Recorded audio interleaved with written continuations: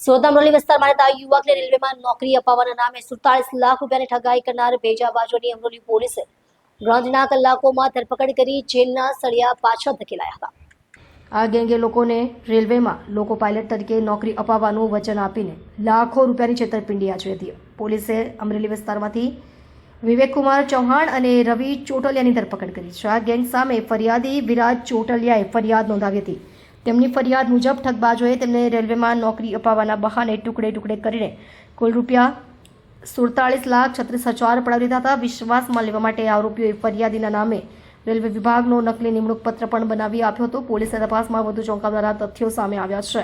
તપાસ દરમિયાન ખુલાસો થયો કે આ ઠગોએ અગાઉ પણ 3 અન્ય વ્યક્તિઓને રેલવેમાં નોકરીની લાલચ આપીને છેતરપિંડી કરી હતી।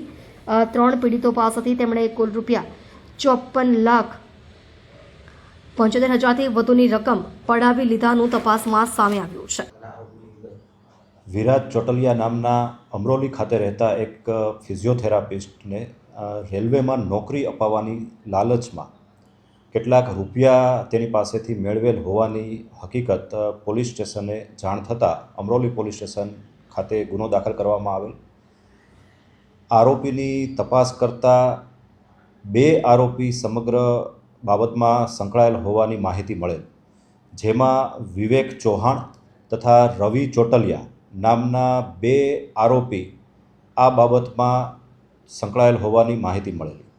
પોલીસ દ્વારા બંને આરોપીઓની ધરપકડ કરવામાં આવેલ છે અને સમગ્ર બાબતની ઊંડાણપૂર્વક તપાસ કરતાં વિરાજ ચોટલિયા સિવાય અન્ય 5 થી 6 વ્યક્તિઓ સાથે પણ આ જ પ્રકારે રેલવેમાં નોકરી અપાવવાની લાલચ આપી તેઓ પાસેથી પૈસાની ઉઘરાણી આ બંને ઇસમો દ્વારા કરવામાં આવેલ છે।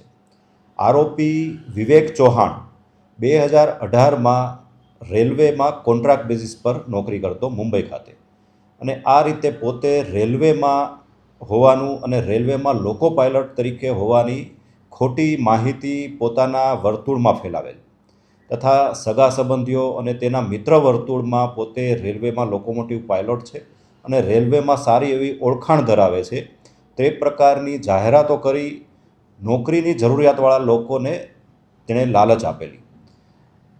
રવિના મારફતે રવિ દ્વારા ખોટા રજિસ્ટ્રેશન લેટરો બનાવવામાં આવેલા અને એ રજિસ્ટ્રેશન લેટરો અલગ અલગ ભોગ બનનારને તેઓ દ્વારા આપવામાં આવેલા, જેથી સમગ્ર ઘટનાક્રમમાં બંને આરોપી દ્વારા રેલવેમાં નોકરી અપાવવાની લાલચ આપી અલગ અલગ લોકો પાસેથી પૈસાની ઉઘરાણી કરેલ હોવાની માહિતી અત્યાર સુધીમાં